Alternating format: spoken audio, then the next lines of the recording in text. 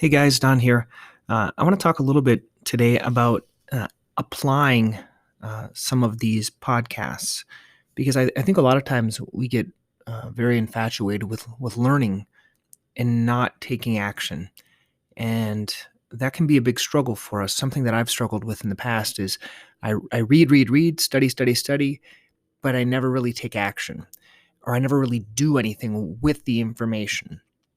And kind of a case point, I guess, would be, let's say you go to a lecture or a course on doing arthroscopy, and you're in there, you're kind of learning all the book knowledge, but without the cadaver knowledge, without doing the course itself or learning how to do that, getting your hands on, then going back and starting to apply it every single day, you're not going to do it. For example, we got an ultrasound in our office, and it was a little bit technical to get used to kind of looking at the screen and how it worked out. And we had this guy come in. I'm going to be interviewing him here in the future. And until I actually came and did it on every single patient, I didn't charge them. I just did it on every single patient so I could get my confidence up. That's where the application really, really helped. The quicker we can take action and apply it, the better. So what I'm going to do today is I'm going to talk about the main points in the interview with Rem Jackson on Your Best Day Ever. And then I want to explain kind of how I apply them to my life, not anything special about me, but that you guys could do the same in your own practice, in your own life. So let's first talk about what is the morning routine. So what is the morning routine that you do? What works for you every single day? What's kind of your habit? So my habit is I wake up every morning. Usually I try to wake up about an hour before I have to leave the house or before my kids get up. And I have a time where I read the Bible and I pray. And the way I do it, what I really like to do is I like to listen and read at the same time. It makes it a lot easier. And I'm actually doing that with everything that I'm doing now. I don't just like to read and I don't just like to listen. I like to read and listen, and that way I can take notes. Something that I joined recently was a gentleman named Dan Kennedy. He has kind of the gold or different groups of learning about how to manage. He has all these no BS books, right? That's he's the author of those. And what they do is they send you a transcript of the interviews that they do. And I was thinking, that's kind of a waste. Why do we need to do a transcript? But listening to the interview and then actually having a transcript that you can follow through and take notes makes it much more beneficial. So if you're listening to this and you think the transcript would help, please reply so that I can know that you'd be interested in that. Because I think for those there's going to be different groups in this Podiatry Practice Mastery. In one of the groups, you would get like an actual transcript, and then you get the audio so that you can follow along and learn how to kind of take action. So the first thing I do is the Bible and then prayer.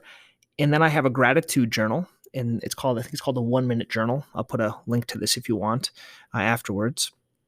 And basically in there, we talk about 3 things that we're grateful for, kind of 3 things that will make the day great, and then 1 affirmation. You do that in the beginning, and then at the end of the day, you kind of look at what went well. There's also something else that Dan Sullivan has called Win Streak. It's an app, and I'll put a little thing to there as well, and links to everything underneath the podcast. But the other one is called Win Streak. And I think that's kind of working on our mindset, right? And I think that's something that's very important for us.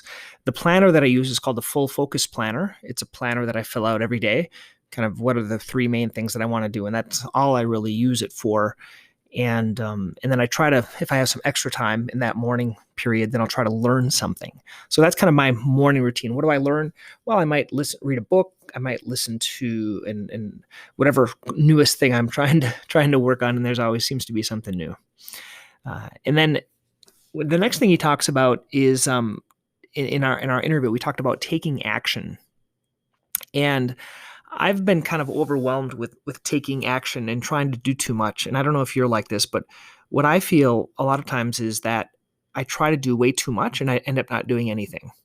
If I have 50 things on my list for the week, I don't do anything. So what I've kind of learned, and this is by making a lot of errors, is that if I put 3 things on my list and I try to do the 3 important things for that day, then I can get through those. And if I have extra time, I can add other things. But the problem is if you have like 20 on your list, you kind of get in a funk because you can't do all 20 and then you feel bad that you couldn't do it. If you do the 3 and you kind of celebrate at the end of those, then you can try to add other things. But I find it's like adding these other things that causes a lot of stress for us. So that's what I do. I put these, like, what are the main 3 things that really works for me for taking action. That full focus planner that I use by Hyatt. And then another thing that's really been helping me for taking action, I know you may have not tried this before, but learning how to delegate things to other people. And I know we're, as doctors and as podiatrists, we're so used to just doing. Let me give you a couple of examples. So I'm here in South Dakota as I'm recording this. My dad had to have open heart surgery, and everything went well. And I was busy in my practice, and I needed to book a flight, get a hotel, and rent a car. And that I had like a couple of days notice to come out here. And that normally I could do that on my own. You can do that. You can go to Expedia and get a car and do all these other things. But what I've found is having a who that can do that for me really, really helps. And that who is, her name is Sally, and Sally helps me do all these things. Okay. And so she set it up. She texts me. She has my credit cards and she does everything. That just reduces a lot of stress. So are there other areas of your life that you can just use who's to do things? And these are basically things that frustrate you, or things that you're just not too good at, or things that you just don't have time that cause an added layer of stress. Another example of finding someone else to do things is I was reading, so Russell Brunson, he has this book called Expert Secrets, and it kind of talks about how you can become an expert. And then he explains all this presentation that you have to do or that you can make, and kind of how you explain things. And I'm okay making these PowerPoints because I have these patient presentations that I do. But I was thinking, gosh, that's going to take me a lot of time and I don't quite know how to do it. And then when I find myself kind of getting into this funk, then I think, well, who can I pay to do this? And I went to Fiverr and I kind of Googled and I looked up, who's got these pre-made, and I paid someone $30 to do them. Okay. Another example. Another example is I'm going to be doing a biopsy workshop for the residents. And I had a few slides that I had made and I wanted to help them. But then I also want to as well teach doctors in the future, because I think, well, heck, if I'm teaching residents, I'm sure other people are going to want it on this podiatry practice mastery, and kind of reutilizing the content. And the slides I had were like black and white. They're kind of bad. I wasn't impressed by them. And once again, I wanted someone to design them for me. And I could probably do it, but I didn't want to do it. I had the content, I put it together, and I sent it over to Fiverr, and I paid someone, I think, $30 or $40, and they did it. And one of the things you have to realize when you start getting who's to do things, you have to be patient because it might take them a few days, but they get it done. So what you do is you delegate and then you move on to something else. If you delegate and then kind of focus on, oh, when are they going to be done? When are they going to be done? It really causes you stress. You have to have enough stuff to do that. But there's a lot of other things in our lives that we can delegate just to have a much better lifestyle. Okay. So those are kind of the ways of taking action. Another thing we talked about in Rem's interview about your best day ever is working on mindset. And I kind of alluded to some of these mindset things that I use: the gratitude journal, the positive focus. Dan Sullivan has this process kind of called the positive focus or gratitude focus. And what I do is when I'm kind of in my, once again, funk period, I think that's just me. I don't know if you guys get that way, but when I'm down or I'm overwhelmed, a lot of times it's because we're measuring to this ideal that really doesn't exist. He has this whole philosophy or this topic called the gap. And so what you do, instead of measuring forward, where you're going to always be kind of not living up to things, you're measuring the gap or how bad you are or how not good you are. You measure back, or you measure the gain, so where you've come. So that's where the positive focus comes. I'll give you kind of an example. Recently, I'm trying to learn these new topics about, it's called the value ladder, and how to give more value to my patients and things like that. And it's kind of overwhelming. There's a lot of topics and I don't have much time to think about it. And so I like, and then I kind of get in these mindsets where I'm just not in the best positive mindset. And that's where this positive focus works. And the way this works is you kind of look at, well, what are some of the good things? What are the things that are working? Why they're good? What you can do next, or how you can build on that. and then what's your first action. So it's all goes back to taking action. That's where I'm putting together these application or taking action after the interview, because it's not just listening to an interview. It's, well, how can I change some action in my life? And that's the key. It's not just learning, it's learning and taking massive action. And that's the thing that's taken me years and years and years to learn, and I'm still kind of messing it up. And the taking action component. The next thing I want to talk, so that's the positive focus, and then journaling my frustrations and the obstacles. Okay, this is something that's helped me a lot. In the front of my journal, this full focus journal, I don't use all the pages, and there's like these calendar pages, and that's where I put my frustrations and my obstacles. Frustrations and obstacles you're always going to have. They're just going to be in different areas of your life. Recently I had to, I guess one of them was I had to figure out how I'm going to make these slides, and that was a frustration.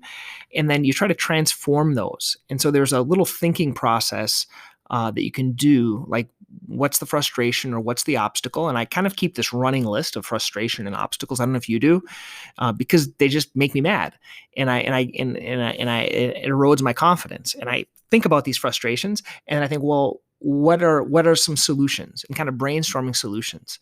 And I do it on paper. You can't just think about it. If you think about it, you don't do anything. Okay. You have to write down the obstacle or frustration, kind of write down what are some of the solutions. Okay. And then as you do that, then you'll kind of get some clarity to it. Okay. So what's the frustration? What's the ideal result? Like what you would want done? What are some solutions, and what's some action that you can take? So those are all kind of mindset things that work well for me.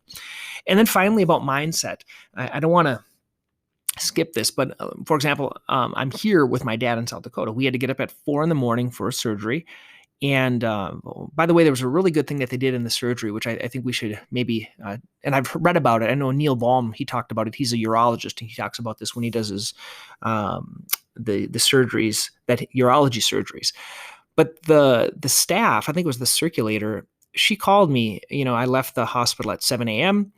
We got there at 5. I got up at 4, left at 7. And they called me at 8 saying, okay, we're going to start the incision, right? Because they had to prep him. They called me about an hour later saying, where they were at. About an hour later saying that they were sewing the valve in. They were closing an hour later. And then when he was in the recovery room, and when I could come in. So they called me those 3 or 4 times. That was really nice. A lot of us during our surgery, we only call our patients after surgery.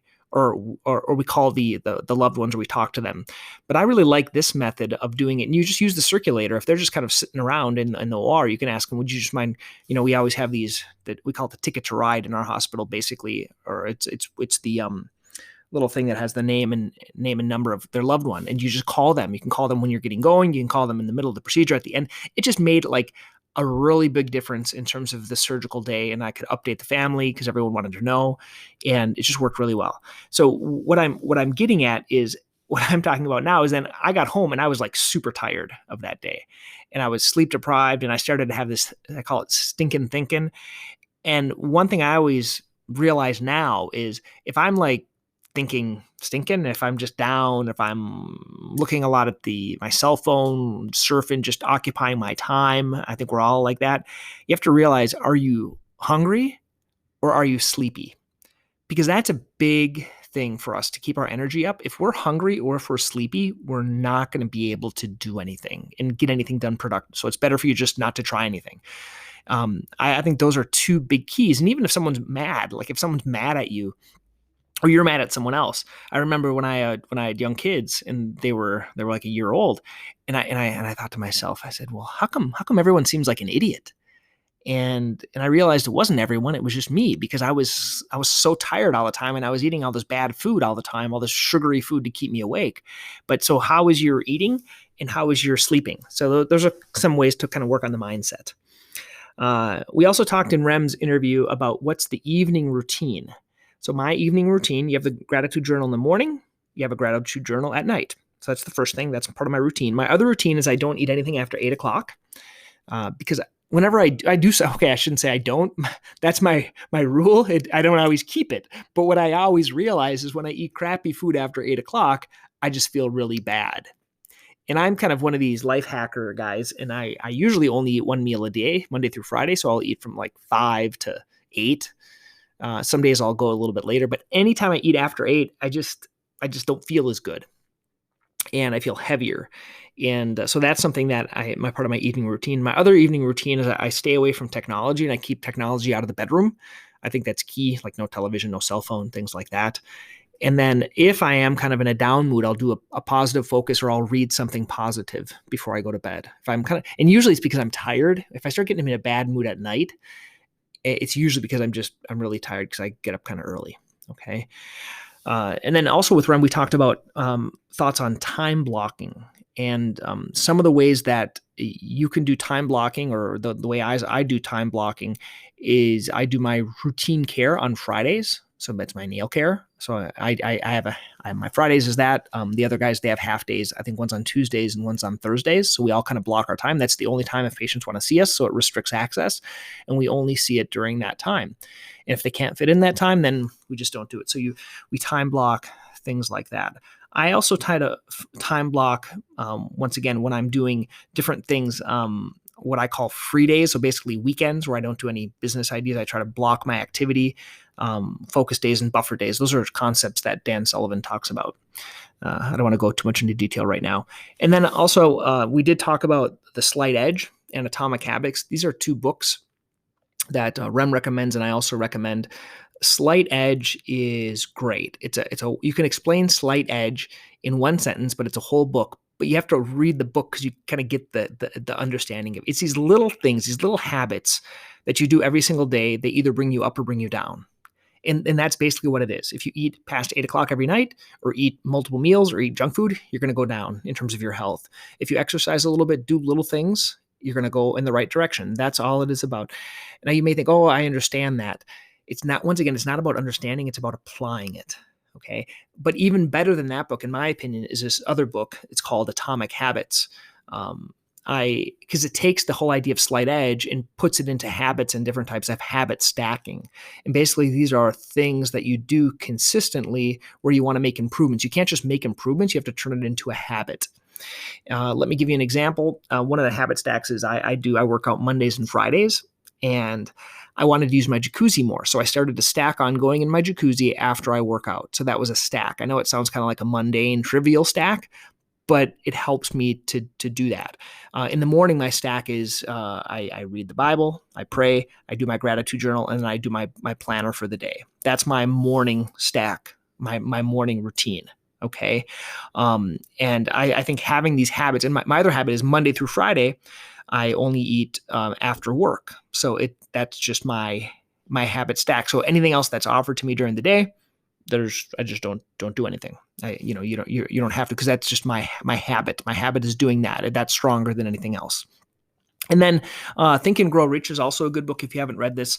I've actually talked to some people. If you guys are interested in this, let me know. But I think it would be fun to start I looked on Amazon. There's like these book clubs. You can either join one of their book clubs, or we could start our own book club if you'd like. That would be fun. Just to have someone like go over a book once a month on a different topic, and then we can kind of discuss it in a group session or something like that, or even just write notes because we're all kind of busy. Think and Grow Rich was a great book. Biggest takeaway for me, and I read this years ago, the biggest takeaway is the mastermind. The biggest takeaway. And it took me a long time. Once again, with this book, Think and Grow Rich, you read it, but how can you take action on the things? And that's what I'm trying to get here for you guys, is your application or your action. And with that, I ended up starting my own mastermind. It was we're a group of there's 4 other people. One is a physical therapist. One works for the Small Business Administration, but used to be a car dealer. One guy owns a credit card processing company. And we just meet, and we have these mastermind groups where we meet for 2 hours once a month, and we put someone in the hot seat and we help them with their business. And that was the mastermind idea from Napoleon Hill. Now, it took forever for me to find a group of people that were interested in doing something like this, like forever. And I tried, and I looked around, and I tried BNI, I tried Toastmasters, I tried all these other, I couldn't find it. I am part of something that I go to every quarter called Strategic Coach, which is basically a mastermind, but I wanted something local in my city to do, and I just couldn't find one. So if you guys have found one, I'd like to know about that. If you guys are interested, I've wanted to do a mastermind within podiatry. I think that would be fun. If you want to be part of that, also just message me. So I hope you found this helpful. Let me know what your thought are on these applications of the interviews. So my thoughts are, I'd like to maybe do some of these applications based on the interviews. And also just letting you guys know, on Podiatry Practice Mastery, you can get access to all the old group sessions. We're going to put all of those there. All the interviews are all going to be there just in one place, because it's a pain to go to look at the podcast, and then to go to present, to watch the video, and then to go to somewhere else to do something else. And so I'm trying to put everything on Podiatry Practice Mastery. You just put it in there. There's it'll be like a product section. You'll have all the old group sessions. You'll have all the interviews on there. And from there, we're going to have other things that you can learn more. Okay, great, guys. Thank you. Have a nice day.